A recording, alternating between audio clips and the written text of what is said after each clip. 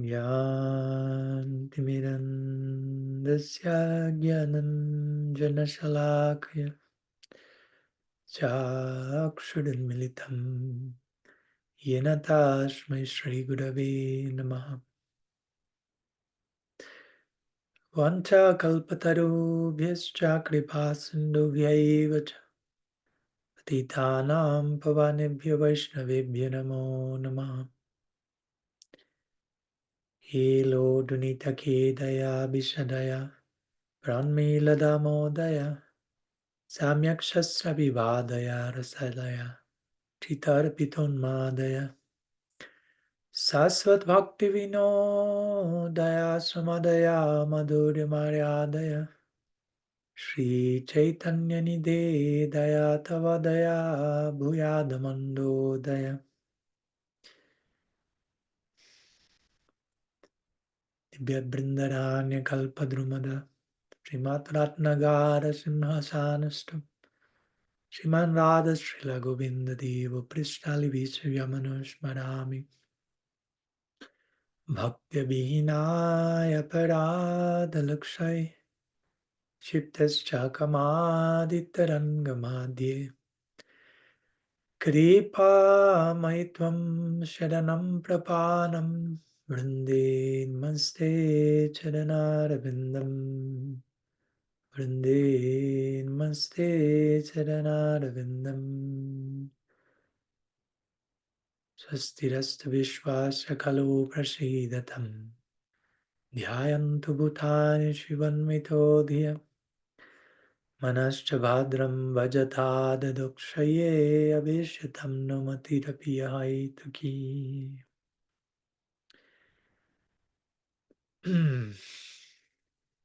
Good evening to all of you from Shampriya Kunj in the Swiss Alps.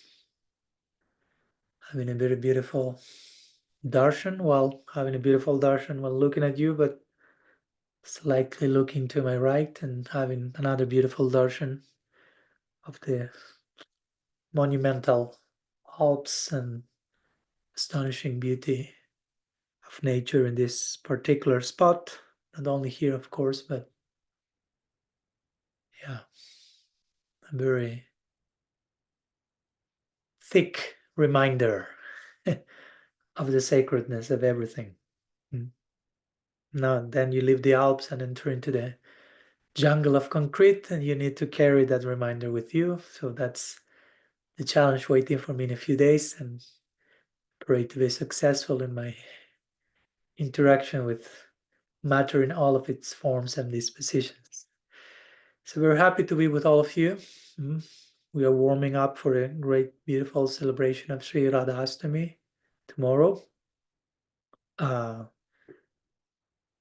So I welcome each one of you, trusting you are welcoming me as well. And as we welcome each other, we invite whoever has a question to bring your offering to the table. And again, it can be a question, it can be a quest. It is a quest, it is an exploration, it's a sharing. So it's a pretty lakshanam in Rupa Goswami's words, right? Symptoms of love, you will say. 6 symptoms of love. And there are only 3 in terms of giving and receiving. Giving and receiving gifts, giving and receiving prasad, which could mean grace as well, right? You ultimately feeding each other with grace and revealing our hearts, which is another form of feeding each other with grace. At the end of the day, that's what satsanga, this satsang, weekly satsang is to be boiled down to a mutual feeding, graceful feeding, reciprocal graceful feeding. So Anutam Chitra has the hands raised first, so let's see what's the preparation she's bringing to feed us with today. They are all longing to be nourished. Yeah, I'm also seeking to be nourished because It's Radhastami tomorrow here, Yeah. and I was thinking I would probably ask what are certain reflections or uh, things to meditate on or prompts to meditate on the occasion of Radhastami. That was like, of course, it may seem vague, or the answer for that question is vast, but still. What? The audio is not so clear. So what did you say at the end? Yeah, I said that At the very end. At the very the end. answer for. Sorry, Maharaj, am I audible? Yeah, at the very end. The rest I could hear. Yeah.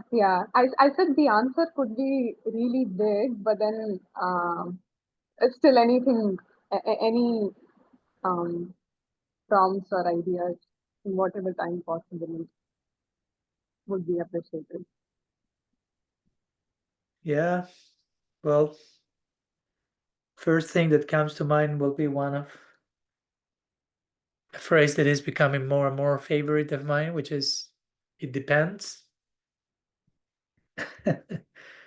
Those two words are very important for all of us because it's a call for honoring the specificity of each one's journey, right? So how to honor Radhastami, it depends. It depends where each one of us is and how we need to approach the reality of Sri Radha. So I'm not so much a fan of universal prompts, so to say, right?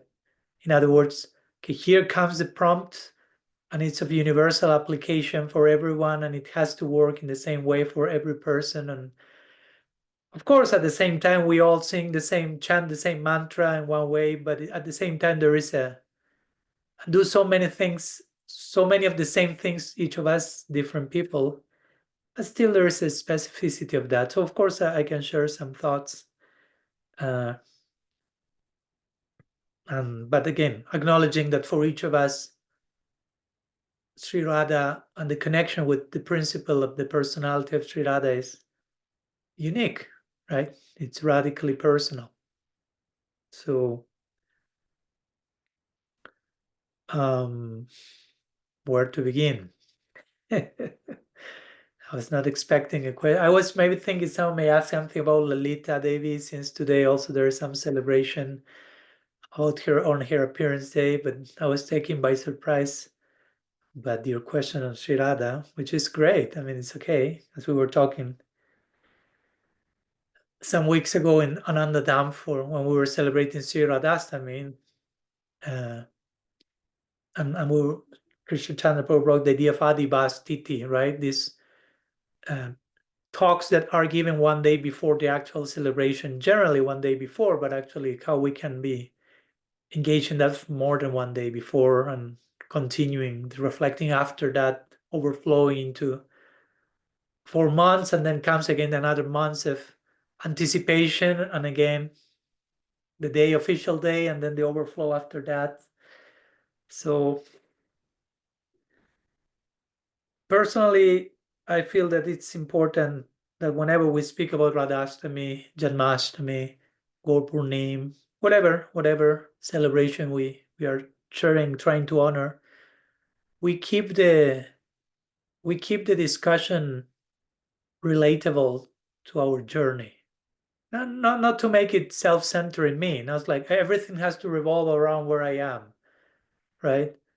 But at the same time, yeah, we have to be careful that we speak in ways that are relevant for us. Again, not invoking self-centeredness, but also not invoking just speaking professionally for the sake of saying something on the occasion where it doesn't change anything inside of me.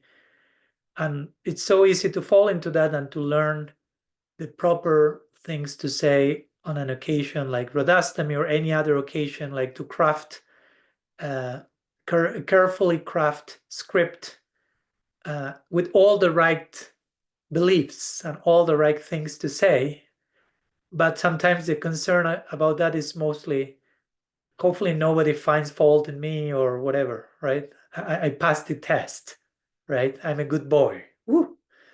It's more like something that I try to do it as better as I can, so I get rid of that as soon as I can. Okay, I did the correct things. Okay, whew, done. Now I can rest. So we don't want to speak about Sri Radha from that place, right? As something that I will try to do it as perfectly as possible, so I get rid of having to speak about that as soon as possible, as if it will be a burden to glorify her. So where to start? Again, for me, it's very, very important, the principle of Sri Radha. And again, it's not only a principle. At the end, behind every principle, there is a person. And I think that, of course, from a healthy place and from a realistic place, we, in the Gaudiya Vaishnava community, we should get more and more, feel more at home speaking about the goddess. Sometimes, of course, our movement is known as Krishna consciousness. That's an expression that actually Srila Prabhupada used mostly. And I have nothing against that, of course. There's so much to draw from those two words. But also we have to be careful in expressing ourselves in those terms, giving, how to say, too much emphasis to Krishna to the point that we have lost sight of who Radha is. Because the moment you lose sight who Radha is, you start to misread who Krishna is. You follow my point? I mean, you cannot speak about Krishna without Radha. I mean, so if we overemphasize Krishna to the point that there's nothing to be said about Radha, we should also question what we are saying about Krishna. Which Krishna is that one where Radha is not there, right? Of course, for many reasons that to me are very clear and obvious, personalities like Srila Prabhupada felt inclined to speak more about Krishna, I will say arguably because of his inner affinity in Sakhya Bhav to Krishna. I personally, in my own journey, have had and has the fortune of, as I always say many times, of getting to know Srila Prabhupada and Srila Siddhar Maharaj basically at the same time. So Srila Siddhar Maharaj was someone who will speak about Krishna, of course, who can have something against speaking about the all attractive.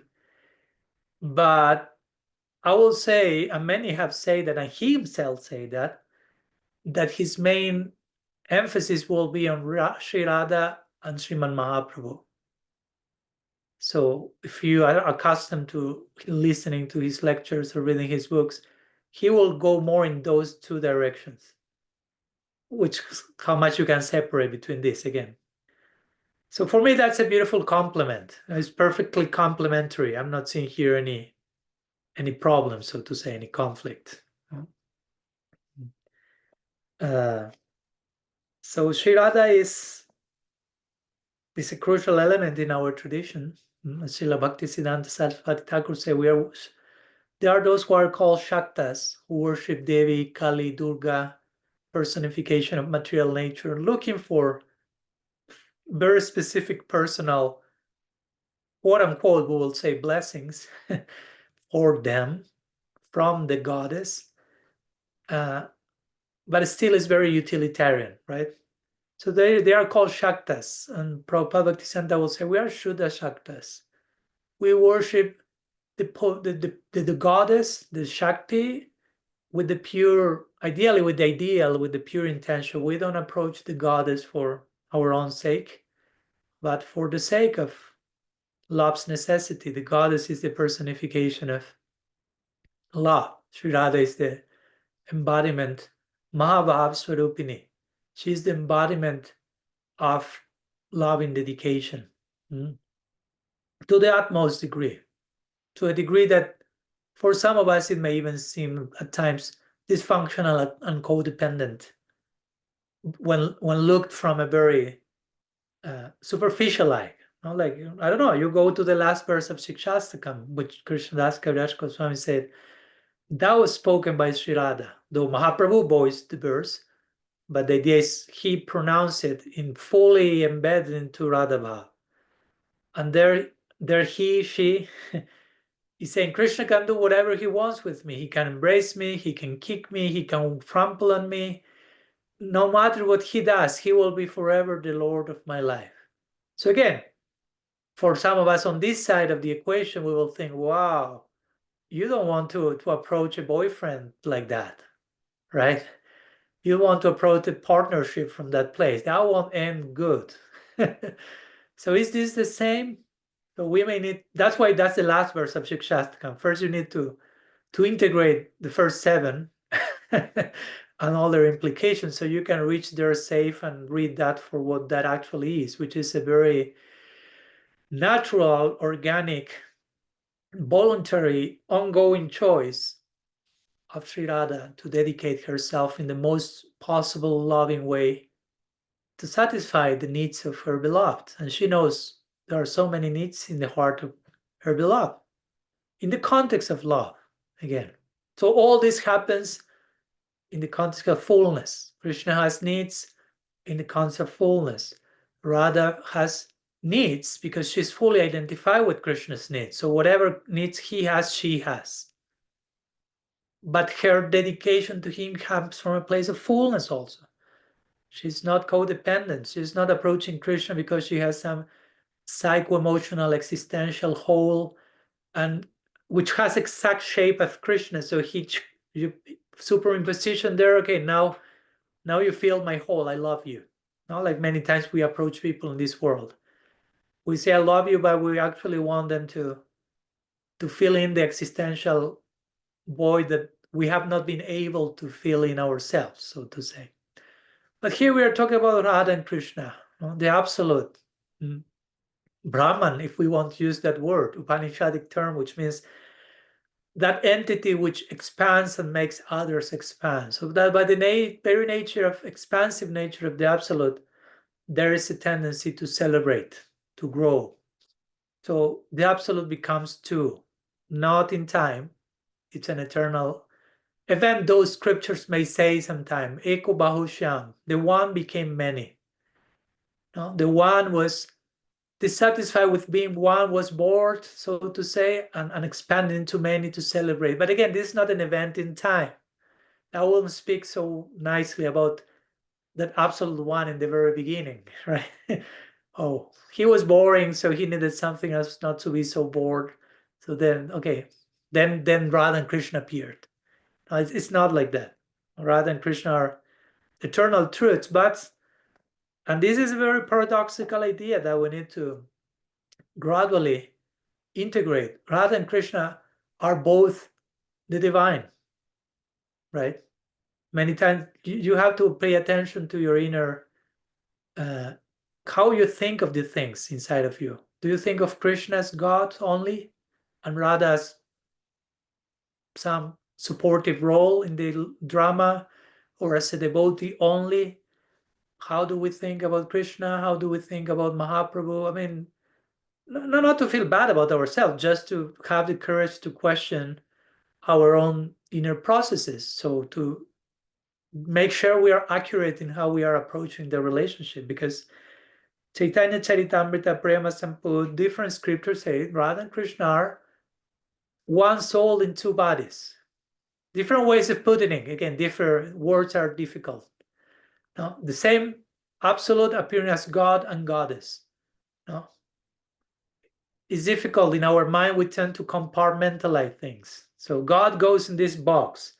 Now comes this other box. Oh, you're speaking about Goddess now. So what to do with that? Right? Or even, I don't know, in the Christian Trinity, you have 3 people, but they are one. And we may say, yes, of course. But how we are internalizing that unity and diversity, it has to become a mature realization. So again, as we may speak about Krishna as God, Supreme Personality of Godhead, Bhagavan, we have the same right and duty to speak about Radha as goddess, the Supreme Personality of the goddess, Bhagavati. And each of them are necessary to keep the equation in balance. No, too much emphasis only in one spoils the math, so to say. So Śrī Radha is especially worshipped in the Gaudiya tradition and in other Vaishnava sampradayas as well, for sure. I mean, we should be also careful not to claim exclusivity and we are the ones who worship Radharani more than any other Vaishnava group, because that's not true. I mean, if you pay attention to some other Vaishnava sampradayas, Hit Haribans, Vallabh Sampradaya, etc., they have very intense, strong emphasis from a different perspective, but in the figure of Radha. So again, Radhastami represents the appearance of Radha on earth, as Janmashtami represents the appearance of Krishna on earth. And there are stories about that, and we can tell them and we can share them, and they're beautiful. But I personally always feel more interested, and it's my personal interest, you don't need to agree with me, in relating to what this person that we are celebrating tomorrow, but today in advance, and always, hopefully every day, represents to me. How her life, what she embodies, what she lives for, how that reverberates in my own being, how her level of dedication, how familiar I am with that to begin with, right? Yeah, Badra says for them in New Zealand, today is Radhastami. You're right, you live in the future over there. Happy Radhastami to all the Kiwis present here. Kiwis are a name for people in New Zealand, just in case. So happy Radhastami over there. And since I won't be giving any English Radhastami sharing tomorrow, we'll be doing in Spanish tomorrow. A few words today, why not? So yeah, Radha is the goddess, Radha is the personification of divine love. Radha is the ultimate example of absolute identification with the needs of love. Again, love is constantly creating new necessities, and we are invited to tend to those necessities, as we were talking the other day. That's a nice way of thinking of ourselves. I'm aspiring to tend the ongoing necessities of love. That's my dharma. At least that's what I want to be my dharma. I have no other business. I don't want to have any other business. I still have a few separate clandestine businesses, but I don't want to have any other business in this life as an ideal that to tend in the most sensitive, empathic, present ways to the ongoing necessities of love. So again, Śrī Radha is the personification of that. Whenever we zoom in a little bit into the Leelas, the description of her loving interaction with Krishna, into the details of the Goswami's explanations to some of the songs, like the Gopi Gita. I remember some years ago we did a whole series on the different Gopi Gitas of the Bhagavatam, right? The Venu Gita, Pranaya Gita, Gopi Gita, Viraha Gita, Brahmara Gita, different Gitas, different songs in the 10th canto of the Bhagavatam where the gopis are. And Śrī Radha being the zenith of that, expressing their loving dedication, expressing how identified they are with the actual definition of bhakti, which is offering pleasurable, favorable service to the object of our affection. So that's a very special, as we talked many times, of course, Gaudiya Sampradaya is a very broad school. There is place for everyone. Not everyone in this tradition is will be naturally inclined to what we call Radha Dasyam, of the service of Sri Radha personally, and it's okay. We should be very careful not to draw unnecessary hierarchies there and say, no, that's the highest and everything is lower than that. you do not belong fully, you are not getting it properly. No, this is what the Gaudiya Sampradaya is about, or whomever, no? So many ideas. This is what Tadatmya Sangha is about, this is what that group is about. You ultimately pointing to that. Let's be careful about dealing with all these truths in a humble, mature way. No? And if for whatever reason someone happens to have a different affinity and it's a genuine one, that's to be honored. No, I mean, if it's genuine, whatever is genuine is to be honored, basically. But of course, yes, Gaudiya Sampradaya, Mahaprabhu's inner experience, the whole Gaur Lila in big part is about him tasting Radha Bhav, though in the life of Mahaprabhu, he will express so many moods, right? These days I was reading some verses from both Chaitanya Bhagavat and one book called Krishna Chaitanya Charit, the first biography of Mahaprabhu by Murari Gupta. And in this verse, it described Mahaprabhu at times feels like a gopa, like a cowherd boy. Sometimes he exhibits the bhav, I'm God, Aishwarya. So, okay, sometimes he was Nisrimhadev, Balaram, Barahadev. He goes to all this multiplicity of identities. But at the same time, we could make the point, in his other forms, he already experiences that. He experiences Baraha Bhav for a moment, but he already appeared as Baraha. He shows us Narasimhadev, but he already appears as Narasimhadev.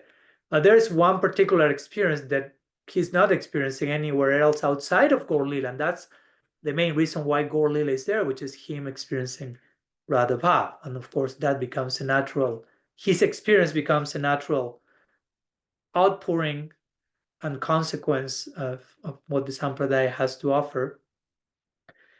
And of course, we could speak about Śrī Rādhā in so many deep, esoteric ways, rasa-laden explanations, quoting specifically lesson verses, and entering into the minutiae, into the details of her emotional disposition. And I don't know, Rupa Goswami has done so uniquely in books like Ujjwal Nilamani,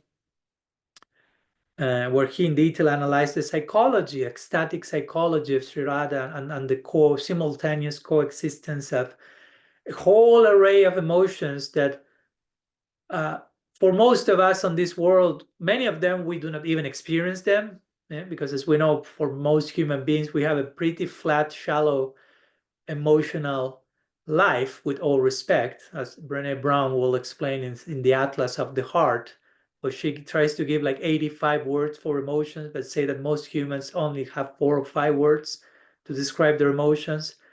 And generally, they won't be experiencing all of them simultaneously either. So, and on the contrary, we have here Śrī Rādhā experiencing like 15 emotions at the same time, which seem for us to be absolutely contradictory to one another. But in her, all that is coexisting and nourishing each other and creating a unique combination and flavor that, of course, she offers that for the pleasure of Krishna. She is a fanatic of Krishna's pleasure, we can put it that way, right? She's obsessed with seeing her beloved finding happiness, like Krishnadas Kaviraj Goswami will explain in his explanation of the last verse of Shikshastakam, paraphrasing Śrī Radha, saying, if I get to know that Krishna's happiness will increase by him being with other women, I won't doubt for a minute in going to the house of that lady, becoming a maidservant of hers, and making all the necessary arrangement for her to meet with Krishna. Krishna's happiness is the goal of my life. That's how she puts it. Now, that's a very noble idea, very beautiful idea, very high ideal at the same time, right? But at the same time, yeah, that's in one sense a big emphasis in the Gaudiya Sampradaya. We want to become servants of that ideal, or of that personality, or of those personalities who somehow feel like that. And of course, we don't want to limit Radha to that. Like, for example, today is the celebration of Lalita Saptami. Though, to be honest, the date is wrong. And it has been wrong in the Vaishnava calendar for centuries. And it's okay. Because if you read Rupa Goswami's Radha Krishna Ganodesha Deepika, it is described that Lalita Devi is born 27 days before Śrī Radha. So we are celebrating now one day before. So, and someone said, well, but pure devotees have been celebrating that on the wrong day for many decades. That means they can be wrong on something. Yes, okay, no problem. I mean, the celebration is ongoing, so we can celebrate it today as well, 27 days before, tomorrow, doesn't matter in one point. But for a minute, touching upon Lalita Saki, it's a similar principle, of course, and she will be seen as an expansion of Śrī Rādhā, but whatever she does, and so, at sometimes the way she behaves in connection to Radha and Krishna, it really feels like she's getting in the way. Like she's playing hard, she's bullying Krishna, she's criticizing Radha, she's telling them what to do, what not to do. Again, from a very uninformed glance, we will think, how this lady dares to behave in that way. But if you explore that more in detail, you realize, oh, her role is absolutely crucial, and she's the acharya of creative tension in the lila. And she has, everyone needs someone like her to create, to play it hard, and that churns the heart further, increases the longing, increases the joy of reunion. And she knows when to push and play hard, and she knows when to break that pattern as well, right at the exact place to create a specific height of love that is required. So similarly, Śrī Rādhā, again, sometimes she will perform man, she will become manini, she will enter into a pick, you say in English, pick, loving pick, like loving anger, jealousy, whatever. And she won't be willing to see Krishna and all this. But all that is to give him love. Again, love moves in a crooked way. Don't forget this part, right? It's similar to when the gopis asked Krishna, why you left the Rasa Lila? And he said, because I love you. And we could be like, what? No, because we have our very, again, shallow emotional mind. If you love someone, you will never dare to disappear. You have to be there all the time. And you know that that's not true. In order to preserve your relation with your husband, you may need to send each other away for a few days. Of course, that's another example. No? It's not from the same place. But my point is union and separation. Separation has a role in the further reunion. So Krishna tells that to the gopis. I've disappeared from the rasa lila, from the rasa dance, because I love you, because I want the best for you, and the best for you is to increase your love for me. And I knew that the best way for your love for me to increase was in separation. And now we are together again, and we will reach new heights of loving experience. So now it made sense. So similarly, Śrī Rādhā sometimes will behave externally in ways that, according to our standards of how love should look like, may seem contradictory or unloving. But again, this invites us to actually discover what's the ultimate nature of love. And love is so much identified with the necessity of the moment. What's the necessity of the moment? And for love to reach a new height. So that's for me a very practical way to worship Śrī Rādhā. Trying to bring it back to our daily lives and relationships, and not just keep this elitistic, theoretical, supra-esoteric narrative that then is very poorly represented in the day-to-day. So Radha is the personification of love, okay, of loving Krishna, okay, how we relate to each other, perceiving the divine presence in everyone and everyone else, including ourselves, and how to start identifying with the necessity of the moment. In any given situation of my day, what's love asking me of? What's love's invitation in this particular situation? How to give myself in the most fulfilling possible way, and realistic and sustainable in this particular moment. To bear in mind that at every moment, love is sending us a new invitation, a new love letter is being sent to our mailbox every second. Basically, a new invitation to upgrade our disposition. And again, this is not limited to loving Radha, loving Krishna, loving Guru, loving Vaishnava, but loving everything. Remember, the goal of life is to love Radha and Krishna and whatever exists in relationship to them, which is everything. So the goal of life is to love everything. So that's a few words that I will share. I'm seeing like 3-4 more hands raised, and of course we could continue talking about Sri Radha. And if you have questions or something in relation to her today, it's totally fine. You can bring them.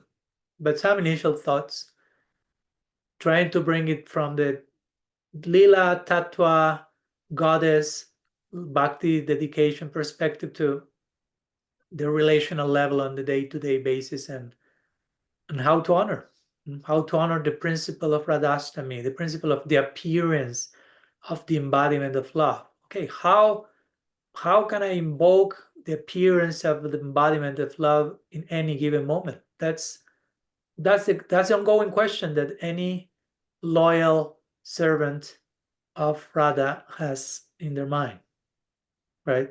How to align myself with love's call at any given moment. It's always a new invitation. It's always a new level of dedicating myself. That's how Śrī Rādhā lives her life, basically. Always open to further disclosure, always open to a new discovery of how can I please Krishna today? How can I love him? How can I give myself? And this is the unique paradox, of course. And Srila Siddha Maharaj points to that, and I mentioned that in my book, regarding, again, going back to the insatiable thirst of love, that Śrī Rādhā, if there is one pain that Śrī Rādhā experiences, Srila Siddha Maharaj puts this in his own words, it's not so much the pain of sometimes Krishna not appearing for the rendezvous, or the pain of separation of him. Of course, those things are, it's not that they are not painful, but the emphasis here is the pain that she most acutely feels is, I have not been able to fully give myself to Krishna yet. Which again, from our perspective, could seem like, oh, that sounds dysfunctional. No, Radha, don't feel like that. You're the embodiment of that. You don't feel like. But we won't be able to convince her to the contrary, because that's a genuine experience she's having.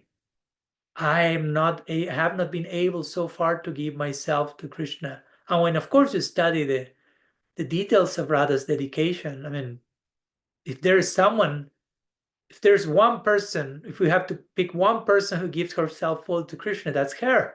But paradoxically, she feels, I've not been able to do that yet. Because again, that's the nature of love. You can always give yourself more and more. So how to deal with those dynamics?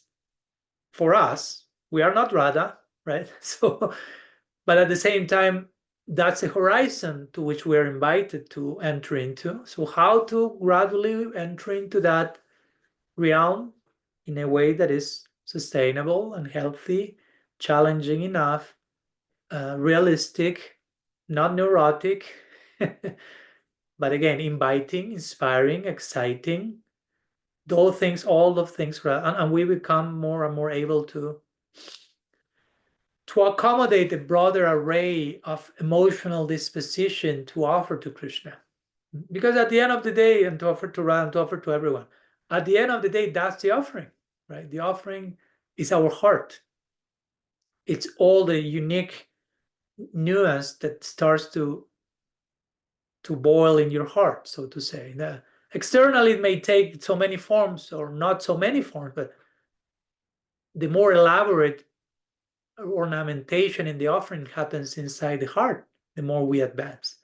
That's why we hear some of our Goswamis, how Raghunath Das Goswami, how Mahaprabhu told Raghunath Das Goswami worship Govardhan. Just tulsi leaf and a little water. That's it. And he's like, that's it? That's too easy on the outside. Yes, of course, because he's personifying prayojan, the goal of life. So he's the embodiment of the goal of life, which means there's so much elaborate offering inside going on. So you keep it externally as simple as possible, So internally, you are making all the elaboration, all the nuance, all the offering of bhava. At the end, the offering is bhava, bhava seva. You're offering emotions to Krishna, to Radha, to the divine. You're offering your heart. So that's why Jiva Goswami will say sadhana bhakti is a preliminary stage to actual bhakti. Not to make any one of you who probably have not arrived to bhakti, not to make any one of you to feel bad about it. Just to make an important point. Sadhana bhakti is assembling all the elements and putting them together and properly integrating all these layers and complexities, so we can finally give a very wholly elaborate heart for the pleasure of Radha and Krishna. And when you reach to that point, and we have seen that in the lives of so many great souls, many of them externally do nothing, basically, because everything is happening on the inside. Or in some cases, they do a lot on the outside, but that happens as an outpouring of the inside. So you have the different varieties, but still the main thing is going on on the inside. So we have to pay close attention there, in their case and in our case. How my practice, the way I live my life, is taking me to a more and more elaborate offering of my emotional disposition. How can I make a bouquet of my emotions for the pleasure of Radha and Krishna? So I like to give the contrast with the bonsai version. No? Sometimes, unfortunately, even in the name of religion, we make a bonsai of ourselves. We not only we prune ourselves to grow stronger, but we really bonsai ourselves as a verb, cut off. So we want to create a bouquet, a very ornamented, elaborate, beautiful, and each flower will be a different emotion, and all of them will be coexisting in a very coherent and tasteful way. And that will be the offering for the pleasure of Radha and Krishna. That's the world we want to enter. We want to enter a planet made of emotions. That's Sri Maharaj's description. In spiritual world, the land is made of bhava. No? It's not, the land is not made of land. It looks like land, like soil, but it's made of a particular emotional disposition. That's with the tree, that's with the cows, that's with your spiritual body that will acquire. That's not made of the elements we see here. They're made of particular emotional dispositions. So, of course, to enter such a world and to bear such intensity, we need to gradually warm up. So that's sadhana bhakti. It's warming up for life of bhava bhakti and prem bhakti, which is bhakti proper with capital letters. No? But again, not to make it a goal-attaining thing. It's ongoing, as we say. The more you attain all these higher stages, the more you feel there is to offer. Because the more you contact the potential of your own heart, and you really see how much you can give yourself. You, in conjunction with the influence of Swarup Shakti, Bhakti, love, that combination is dangerous. You can become a force of nature. You can do so much, no? Here and there and everywhere. So let's not underestimate our potential. Anyhow, I thought I was done like 20 minutes ago, but it was not the case. That's what it happens. So I hope that helps, Chitra. I already went like almost for an hour. So thank you so much, Maharaj. That was very helpful. And I'm in awe and wonder of so many things that you shared, and I'm going to sit with that. Thank you, Maharaj. My pleasure. Let's invite each other to share hearts from a different perspective. Zoom breakthrough rooms. Let's continue celebrating Radhastami. Let's join our brothers and sisters in New Zealand who are already officially on the day of Radhastami. So let's get into it, all of us. Bhakti-rasa will invite us for a few minutes to the breakthrough rooms, breakthrough rooms. Let's share with each other what is Śrī Rādhā for us, how we feel we can relate to that beautiful reality and personality today. in the best possible way. So, well, we had a nourishing sharing of hearts in the context of exploring the possibilities of love. Very exciting prospect for sure. Let's continue with the hands, the raised hands in the order they were originally shared, which is the one I'm seeing now exactly, I think. So let's continue with Sherry, then Kanupriya, then Katie. Hopefully we have time for all of you. I extended a little bit with the first one. So Sherry, please. Hi, Welcome. Krishna. Hi, Krishna Maharaj. Hi, Krishna, everybody. My question is going to be short, and I imagine you'll have it won't take you long to answer it. It definitely ties in with Anutam's question to you, because I had a question about Radha as well. And I think you pretty much answered it for me through what you were speaking before. Also, I have to say, the last image you left us with making a bouquet of emotions for Radha and Krishna was so powerful for me, and I thank you for that. It really made my heart sort of swell. So my original question was going to be, you know, I had read somewhere that Krishna should only be approached through Radha. And I realized, you know, that we do that when we chant the mantra. We're also invoking Radha as well as Krishna. But my question, I think I need to whittle down, is prayer and how we're accessing Radha and Krishna. You know, when I was growing up a Christian, you know, I was taught to pray to Jesus, aka God. You know, and I love that description of the Trinity too. Father, Son, Holy Spirit is very similar in some ways to some of the things we discuss. But so I would directly pray to God. In what prayer started to look like to me when I was a child were the memorized prayers, you know, the Our Father, the Hail Marys.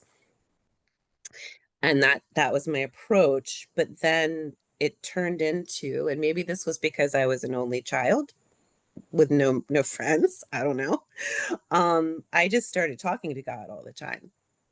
I mean, God was just like my buddy, you know. I would wake up and, you know, like sort of this constant companion that was with me, right? So ever since I was a child, that became, you know, a way for me to approach God, to pray, to talk to the eternal, the sweet absolute. And you know, I remember my mother telling me at some point, even in that time, that, you know, if you really want to get special favor from God, go to Mother Mary, go to Jesus's mom, you know, because she's gonna she intercedes, and your prayer will like bump up in line. And so I remember trying to do that, and I just kind of always felt like, yeah, but I'm already talking to God, so I don't really need to go through her. And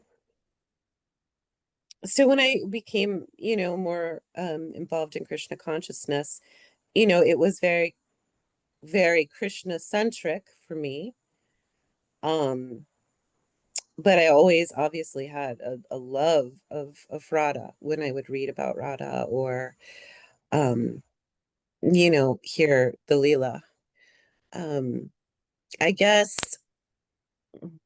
my question kind of boils down to, you know, yes, chanting with intention, but is just talking to them okay?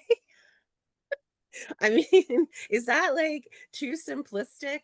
I mean, I know we have rituals and those are important. I know we have certain ways of doing things.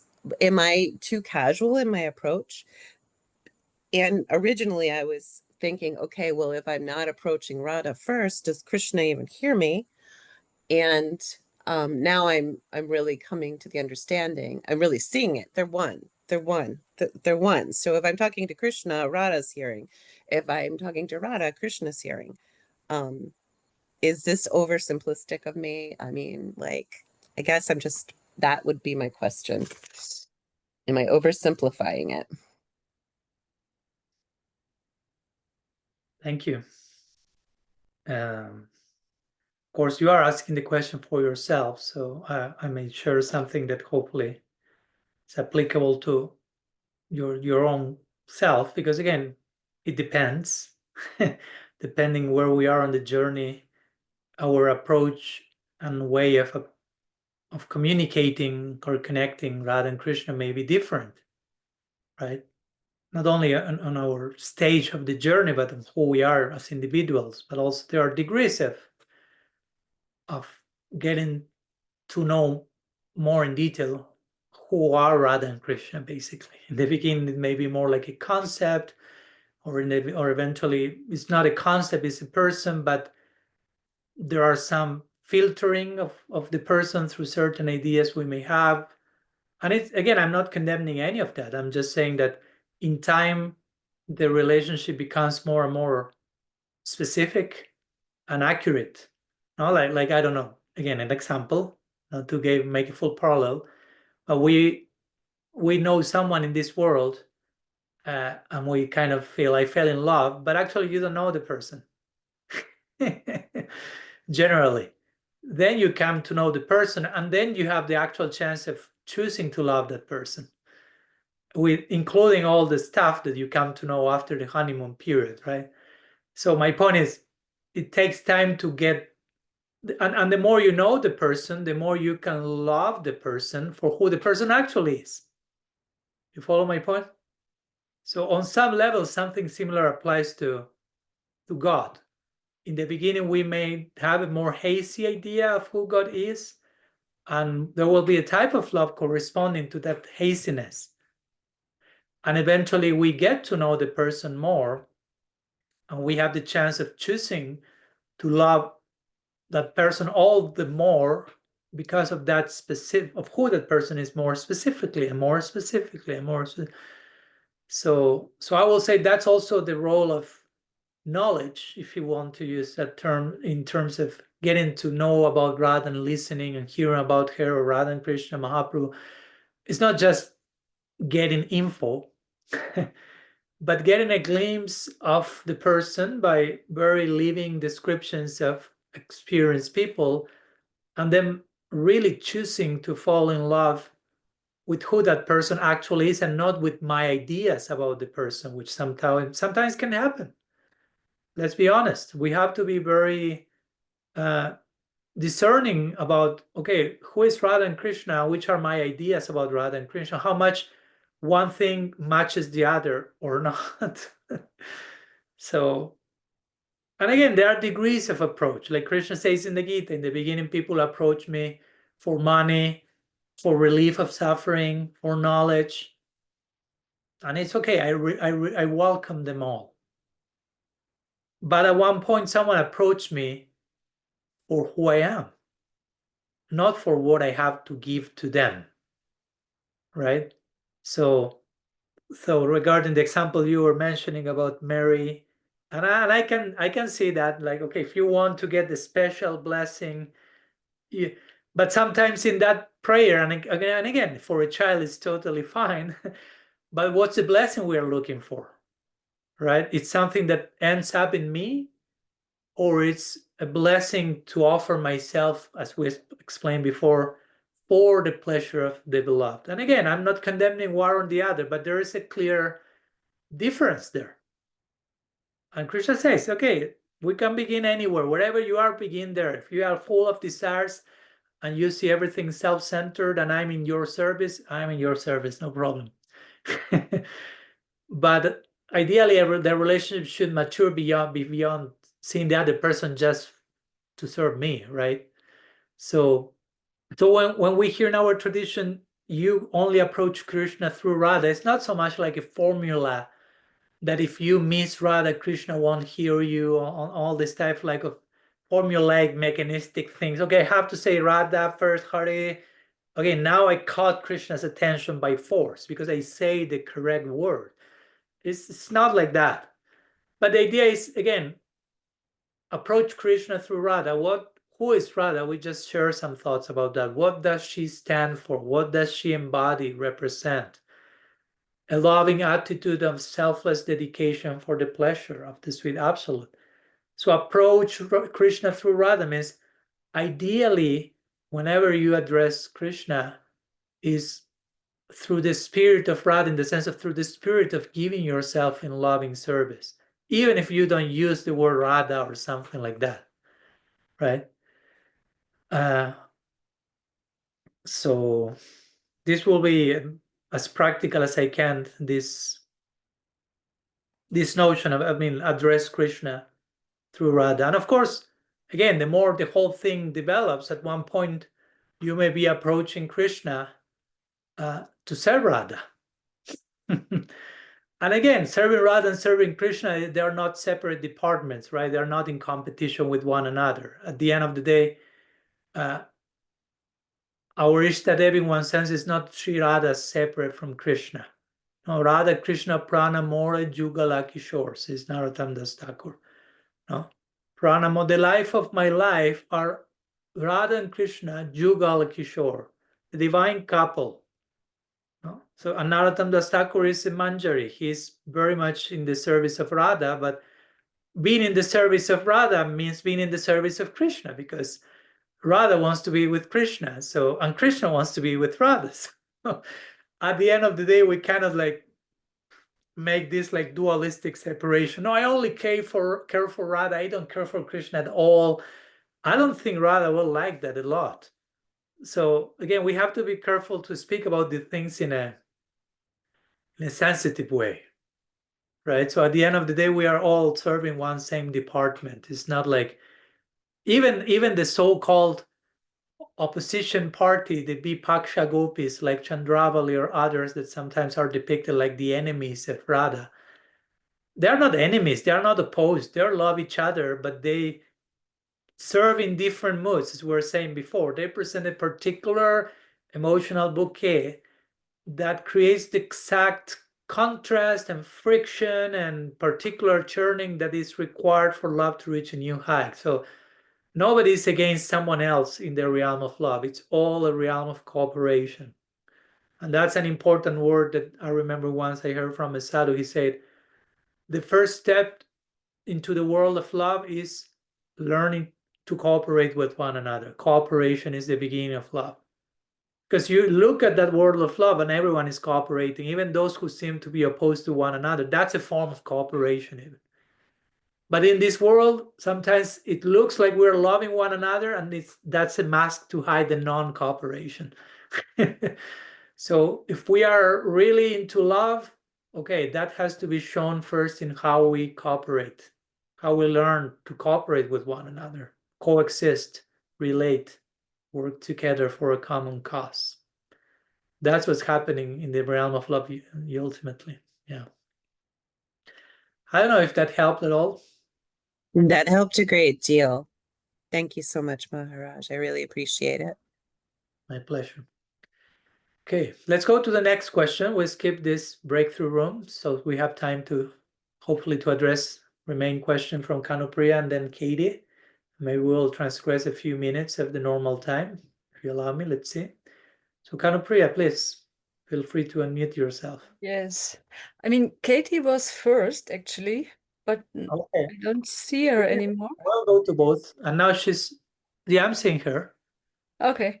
We'll go to both, no problem. Okay. Okay, it's also a question regarding or in connection with Radharani. I just read the chapter of your book about Radharani, and I felt like often before some resistance in my heart to really open my heart to Radharani, to this form of love and so on. And I was thinking about it, why it is like this. And I think it's one reason could be that I never experienced love from a female person. Of course, not in such a degree, but maybe, how to say, I mean, all glories to my mother, she did her best and so on, but maybe it was never love. And so it's difficult. I think it's difficult for me to really open up to such a divine form of female love, because I never experienced it in my material life. So yeah, maybe you can say something about this. Can we just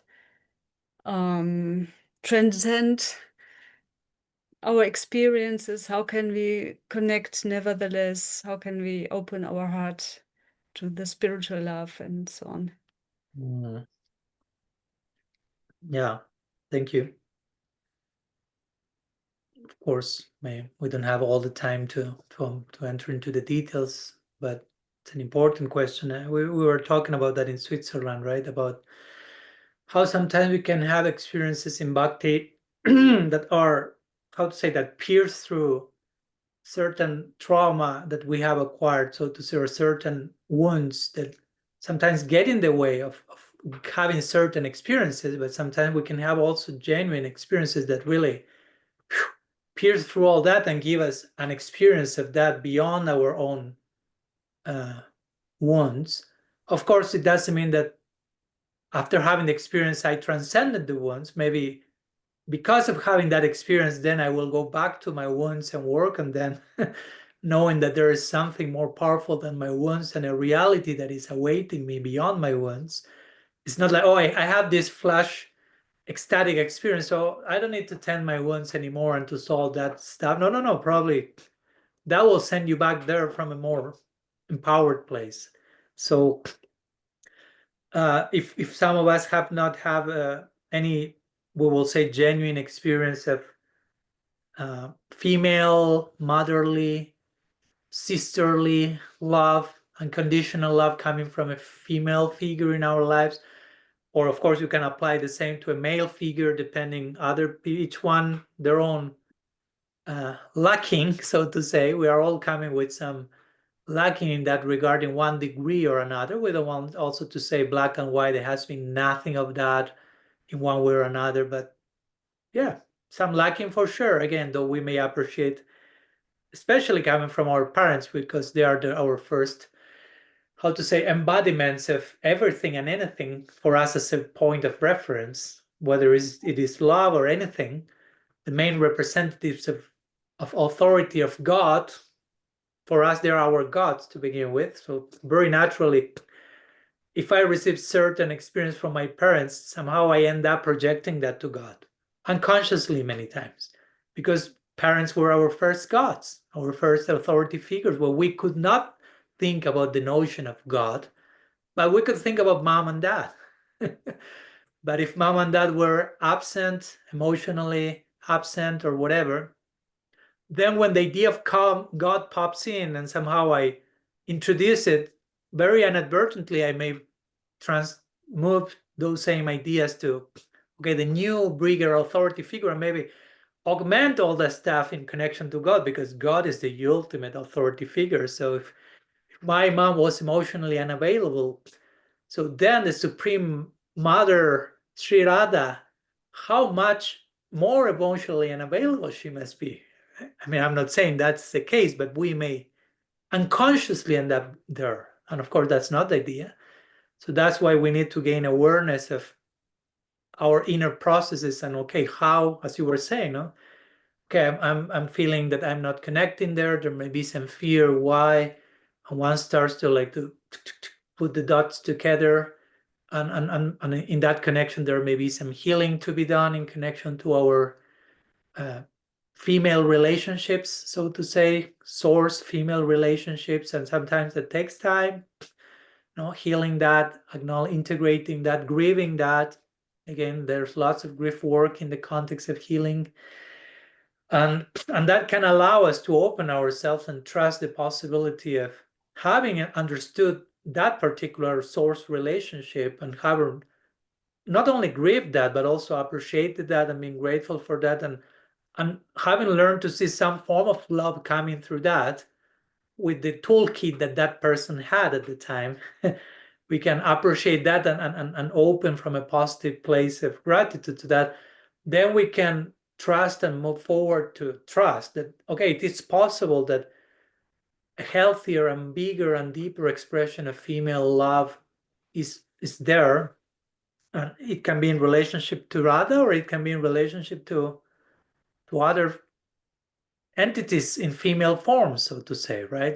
Because again, it's sometimes we need the representation of those divine principles, as we'll say, okay, a guru is the representative of Krishna in our lives. Sometimes we may not have a clear idea of what Krishna feels like, and sometimes you meet the sadhu who moves your heart, he or she, in a way that, oh, that's kind of a trailer of what's a connection to the divine. So sometimes you can have a connection to the love that comes from the feminine love, if you want to use that expression.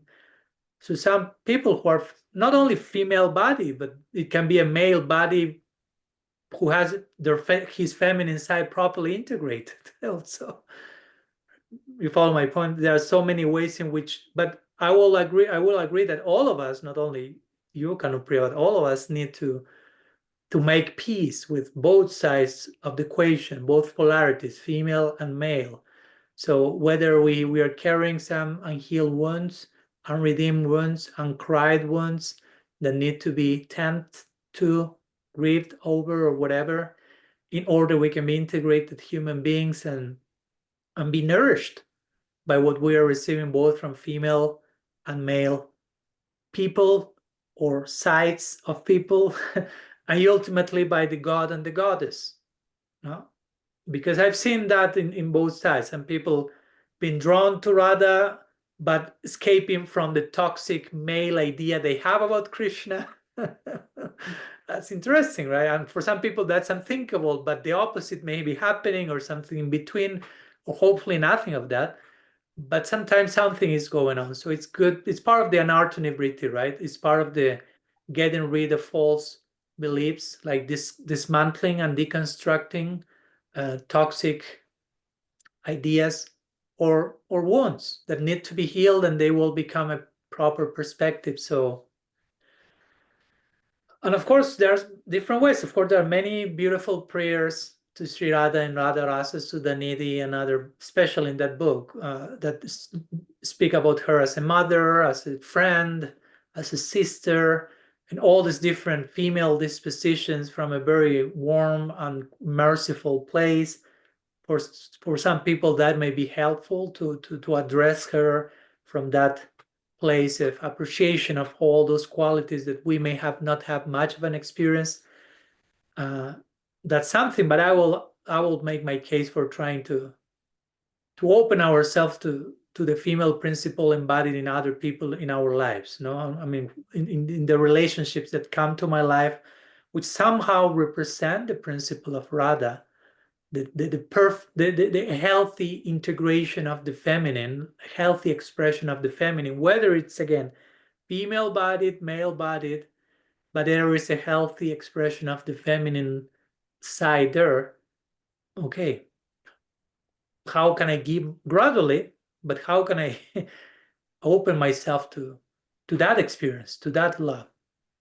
Because in one sense, of course, I totally understand you say, Kanupriya, because I didn't have that experience, I may have difficulty in trusting that, but one could also say, exactly because one may lack that experience, all the more you have the best reasons to trust that, because one is in need of that.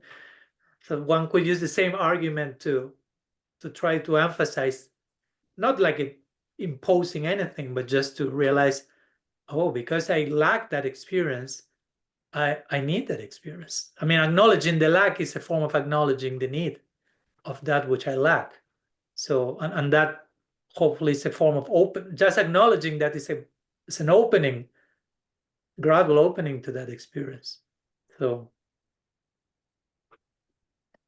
And we are all in that same journey one way or another. So again, you are not alone in difficulties that may arise in addressing whether it's male or female conceptions of the divine, which actual and things that get in the way of that, not because there is something wrong with Radha and Krishna, but there's unintegrated layers of our own experiences. With love coming from male and female figures, especially our primary caretakers. So I hope that helps. I don't know. You tell me. Wow, this was really deep. Yes, it helps a lot. I really feel, wow, this is working on my heart. Thank you. Oh, okay. If the answer starts with wow, I can trust something is going on. Yeah, sometimes we need time, right? Need time to sink in and allow these ideas to take some particular shape and how that will be expressed in my particular life, with my relationship with the people who surround me in my life. And yeah, but I will say we are sincere and honest. The Sweet Absolute will be made it very clear that we have many windows of opportunity for us to explore that thing we need to explore, right? Different people, different friendships, potential embodiments of female love in our lives. So yeah. Okay. Let's go for 5 minutes to the breakthrough rooms to discuss a little bit more about this particular aspect of female love. Only 5 minutes this time, and we go back to honor Katie's question. Then one more breakthrough room. There you are. Welcome back. Sorry for making it so short. That is also its own kind of flavor. So we'll conclude today's meeting inviting Katie.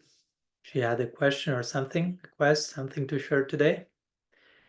Let's see where her offering takes us to conclude our gathering.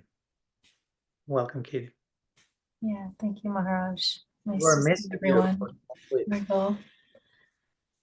I was reading your latest book last night and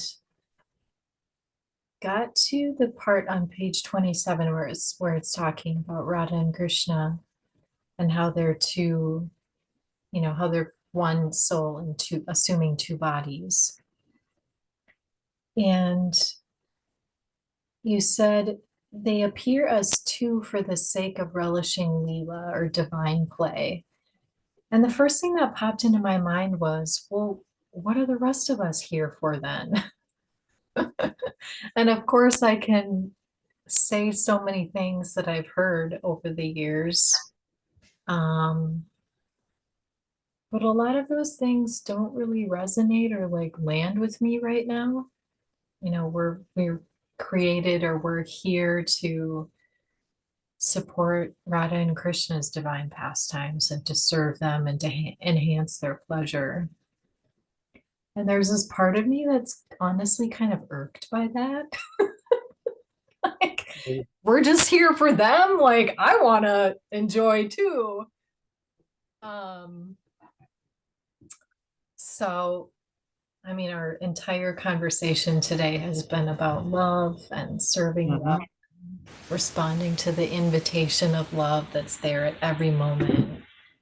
And I really appreciate being reminded about that. And I understand, I think, enough on an intellectual level that that's who we are and it's where we come from. And it's the whole purpose of existence is to love, to love everyone. Sometimes that's easy, sometimes that's hard, at least in the state that we're in right now. And,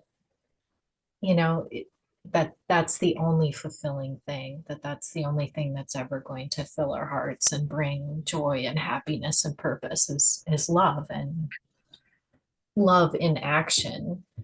So I don't know, Maharaj, I've just been rambling, but I just wanted to ask you to speak a few words about what are the rest of us here for? Like, Radha and Krishna are engaging in their divine Leela, and is our purpose really to serve them?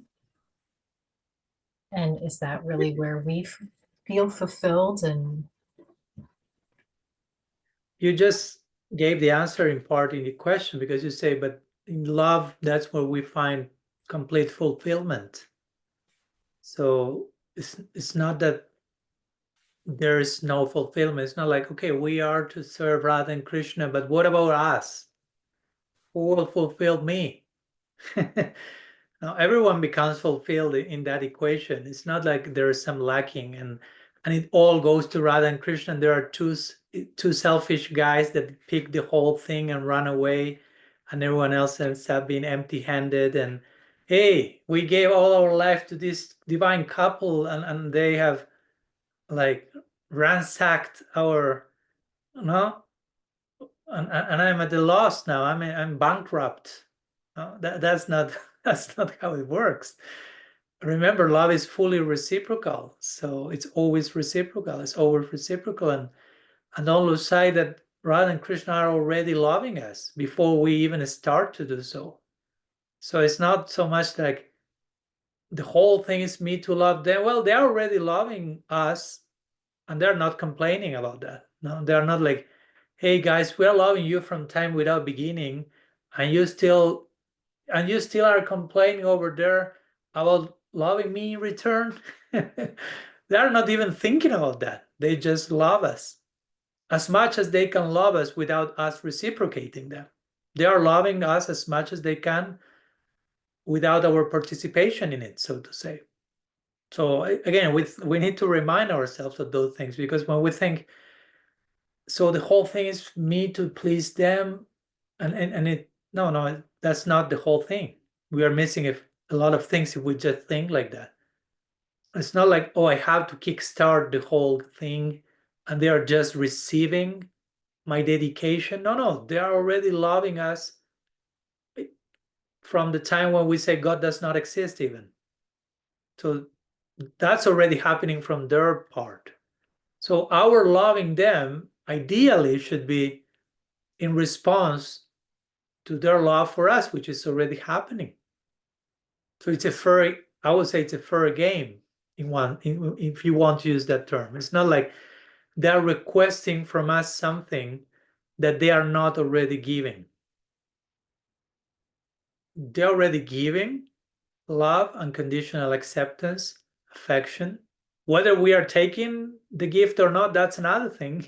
That's up to us, because love is voluntary. And again, this is more something that I'm exploring in what will be the fourth book, which is, okay, we are loved by God, then that sets the ideal situation for us to return the embrace, to love them back for the right reasons, acknowledging how they are loving us already. But when we love them back, it's not that that's game over. Oh, we love them back and they say, okay, finally, it was time, right? Thank you for your love back. And end of the transaction here. No, that's just the warming up.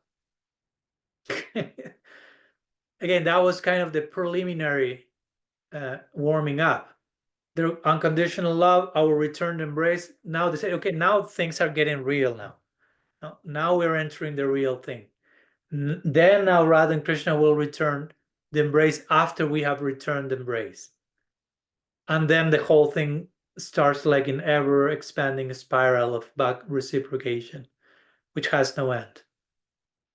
But there are so many statements in the scripture that depict how, as we have been quoting many times, like when we dare to return the embrace, Krishna feels eternally indebted. Again, it's not like, it's all about me. Thank you for loving me. I'm taking your love and running away. He feels like, I don't know how to pay back. I will try my best, but even that small, sincere gesture you offered that time, oh, Draupadi, when you call me, that has created an ever-increasing debt that does not leave my heart, Krishna says. So this is the type of people we are dealing with, so to say. No. So I think we need to bring all these ingredients into the picture, so we are not left with the very how to say, very partial picture of why do I have to give myself to them? Why it's all about them? Who say it's all about them? They are not thinking it's all about them. They want us to be part of all that they are about.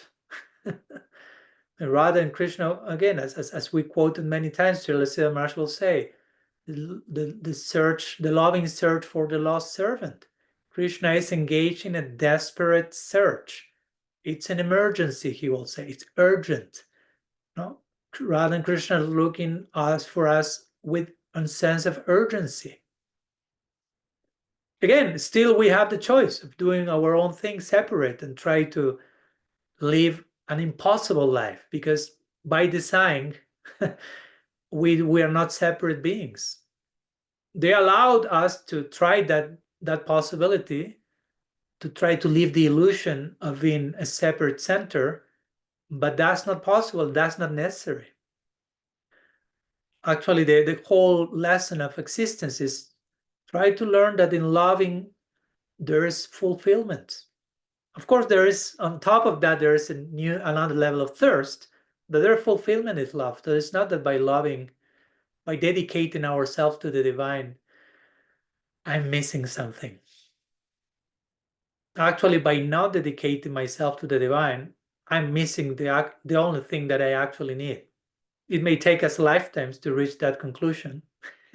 And it's okay. Krishna said you have eternity on your sides, but hopefully you reach that conclusion. We reach that conclusion. Mm-hmm. The actual thing that I'm missing is love.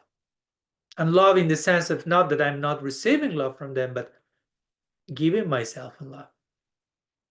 And when I give myself in love for the right reasons, I mean, again, probably if the idea of giving myself to Radha and Krishna in love doesn't make sense, it's probably because I'm thinking about the wrong reasons for why to give myself in love to them.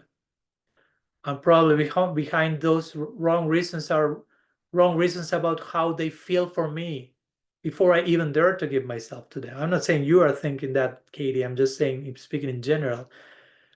And it happens to a lot of us. Again, it's part of the anartha nivritti, of the deconstructing of false values, of deconstructing of the wrong reasons to do the right thing, right? Because Krishna-bhakti is all about the right thing, and that's the right thing in the sense of the most beautiful ideal. But you can pursue the most beautiful ideal for all the wrong reasons. Still filtered with trauma, unresolved stuff, fears, unhealed wounds, who knows what. So for the sake of that beautiful ideal, we will take the time to deal with all that stuff. So we can approach Radha and Krishna for the right reason. They don't want anything apart from that. They don't want us to approach them with a tortured mind, with pressure and intimidation for the sake of fitting in. They don't want that. They're not that cruel. I mean, they want to relate to us. They already are loving us unconditionally, but they are expecting that we return the embrace for the right reasons. If not, they will say, no, don't do that. That's harmful to you. Please don't be so cruel to yourself. Don't love us for the wrong reasons. That's toxic. Don't do that. But when we get a glimpse of the right reasons, they make so much sense that becomes irresistible, basically. When we get the proper perspective, when we get the proper reality, how Radha Krishna already feel for us, and what happens when we return the embrace, and how do they reciprocate, the real perspective of that is so charming, so irresistibly attractive, that there's nothing else to do, basically, but to pursue that ideal through everything we do on a daily basis. So if that's not happening, which can happen, it's fine, then we don't need to judge Radha and Krishna or the ideal, but we should be careful enough to pay attention to what may be getting in the way of this. Some misunderstandings, some unresolved stuff.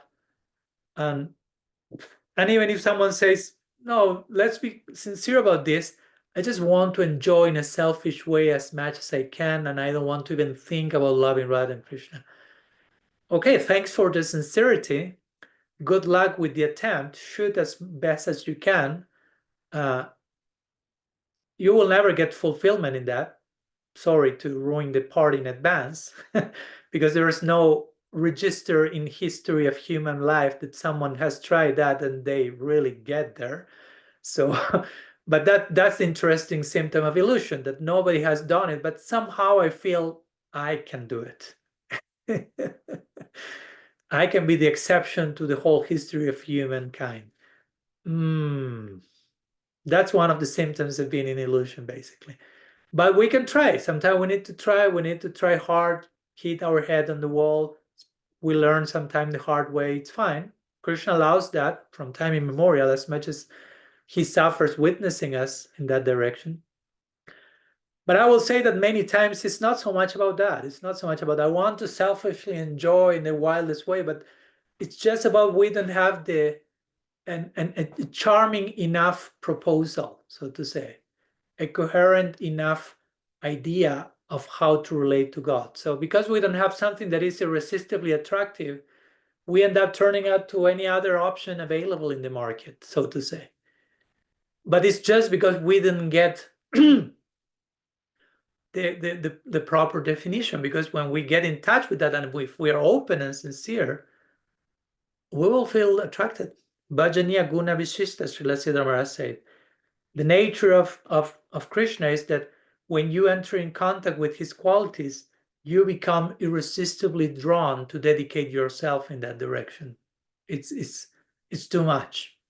If that's not happening, which is okay, then it's not Krishna's fault. It's just a question of, it's nobody's fault. Let's not play the blame game. It's just what's getting in the way of me getting irresistibly attracted. It's like, again, two magnets attracted, but sometimes the magnet is, how do you say what covers a magnet? Like, I don't know the word in English, oxide or something that is covering them, and it won't be there won't be a magnetic attraction between the two. So the potential is there, but you need to leave rust. Yeah, that's the word. You need to get rid of that rust. Chetudharpanamarjanam. That's what we are doing. We're practicing cleaning the heart for the sake of gaining a more and more powerful fascination and attraction to a reality that we know is attractive by nature. But yeah, while we are dealing with all that and with all the messiness in between, let's be also compassionate and generous and patient with ourselves also. And let's not drown in a pool of desperation and self-chastisement and toxic guilt and shame, because that gets us nowhere. So let's get the facts right, what's going on and why we may not be feeling what we naturally could feel, and let's work on that, but not bringing into the picture unnecessary baggage apart from the one we are still carrying, right? So those are some thoughts. I don't know if they touch any relevant chord. Yes, thank you so much, Maharaj. Oh, thank Lots you. to ponder. Thank you for your sincerity and courage in bringing your journey and sharing your journey with us. Okay, somehow it was a thematic meeting today, somehow revolving around the notion of love and Śrī Rādhā. So beautiful warming up for those of us outside of New Zealand, for whom Radhastami will be tomorrow, and for those who are in New Zealand, for whom Radhastami is today. And again, let's make this celebration not only a one-day celebration, but an ongoing festival. And let's share for 5 more minutes. Breakthrough rooms. Let's be generous with one another, especially those in India, like Anuttam Chitra, who are falling asleep. It's too late there, I know. 5 more minutes, Anuttam Chitra. Be generous with us, share your presence, and see you in 5 minutes for one final goodbye. Okay, welcome back to you all. Hoping you had a blessed time together as well. And we are concluding our meeting for today. Wishing you a blessed celebration of Sri Radhastami later today, tomorrow, depending where you are. And looking forward to our next meeting, next Saturday still from Switzerland. So looking forward to see you there. Deep gratitude for your presence, the gift of your heart, quest and explorations. Sri Chaitanya Mahaprabhu ki jai, Sri Harinam Sankirtan ki jai, Samavita Bhakta-vrinda ki jai, Sadhu Sangha ki jai. Gaur Pramananda Hari Hari Bol, Vanchakalpataru Vischa Kripa Sindhu Bhya Patitanam Pavanebhyo Vaishnavebhyo Namo Namaha.